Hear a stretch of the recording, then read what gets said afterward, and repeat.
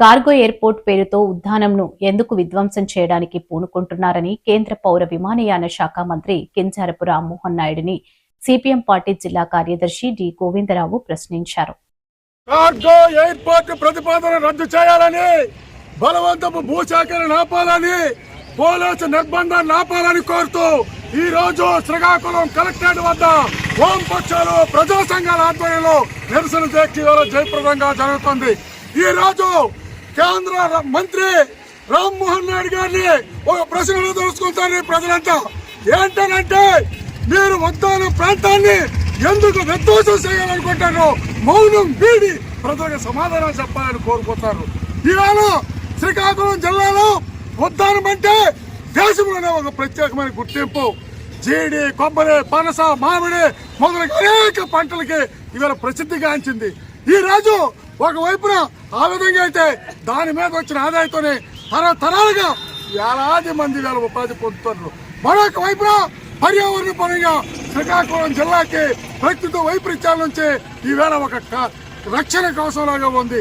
ఈ రోజు ప్రజల జీవనాధారానికి ముప్పు తెచ్చి, పర్యావరణానికి ముప్పు తెచ్చి శ్రీకాకుళాన్ని నాశనం చేసే కార్గో ఎయిర్పోర్ట్ ప్రతిపాదన వెంటనే విరమించుకోవాలా, లేకపోతే ప్రతిఘటన తప్పదని చెప్పి జారీ చేస్తున్నాం.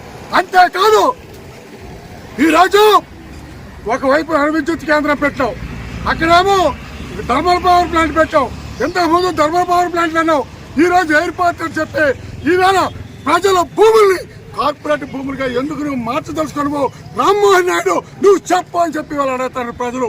మీరు మౌనం వీడి సమాధానం చెప్పాలా. అంతేకాదు, ఈరోజు 3 సార్లు ఎంపీగా మీరు గెలిచినారు, ఒకసారి కేంద్ర మంత్రిగా ఉన్నారు. మీరు ఈ జిల్లాకు చేసిన అభివృద్ధి ఏంటి అని అడుగుతున్నారు ప్రజలు. ఎందుకంటే పెండింగ్ ప్రాజెక్టులు ఉన్నాయి, మీరు ఒక్క పైసా తేలేదు. ఈ రోజు ఎన్నికల్లో మీరు హామీ ఇచ్చినారు, జీడి గిట్టుబాటు ధర ఇస్తాము, జీడి బోర్డు ఏర్పాటు చేస్తామని. ఏ ఒక్కటి మీరు అమలు చేయలేదు. అందుకోసం మీరు ప్రజలకు మాయమాటలు చెప్పి మోసం చేస్తారు. ఎట్లాంటి చేస్తే మాత్రం సహించేది లేదని చెప్పి దాడి చేస్తాం. అందుకోసం ఇది ఈ కార్గో ఎయిర్పోర్ట్ ప్రతిపాదన విరమించే వరకు పోరాటం కొనసాగుతుంది. ఇందులో భాగంగానే రేపు జూన్ 6వ తేదీన చాలా ఉద్దానంగా రాంపురంలో ర్యాలీ, బహిరంగ సభ నిర్వహించాలని చెప్పి వామపక్షాలు, ప్రజా సంఘాలు నిర్ణయించాయి. అది జయప్రదం చేయాలని చెప్పి పిలుపునిస్తున్నాం.